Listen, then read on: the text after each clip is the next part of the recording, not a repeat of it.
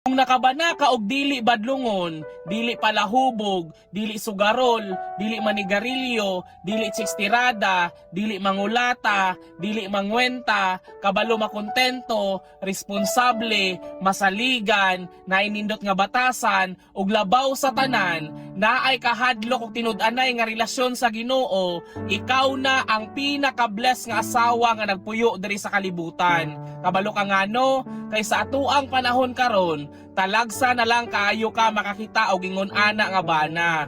Maunang pasalamati ang Ginoo tungod kay gitagaan kaniya og bana nga talagsaon. Sugod karong adlaw, higugmaa, ampingi ug ayaw sayangi ang imuhang bana nga gihatag og gisalig sa Ginoo sa imuha.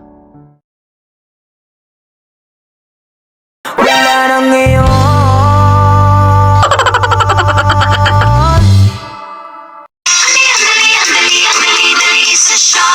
Kung alam mo lang. Lahat tayo mayroong problema.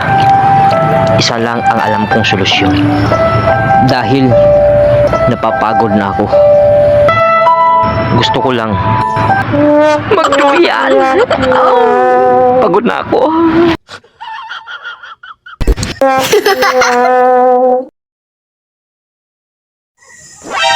Pang, asay mas isog, ang babae o ang lalaki? Lalaki? Ikaw? Mas isog di kag baho og ilok kaysa sa babae.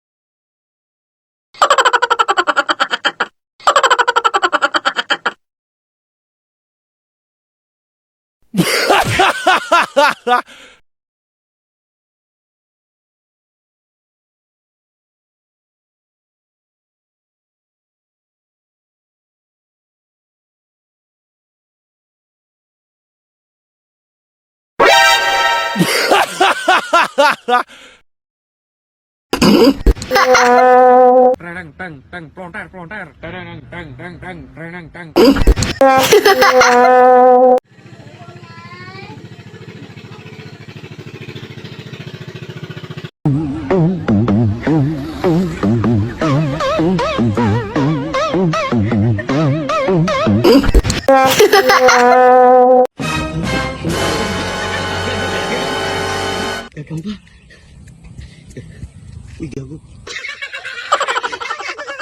Uy, gagamba, boy. Gawa. Gago. Ano to? Uy, galing. Uy, galing.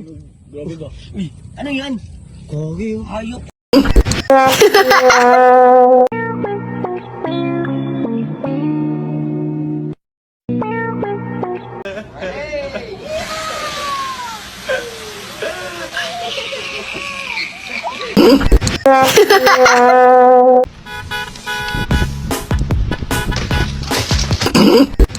May bagong imbensyon para sa hindi makapupo. Manood kayo. Right.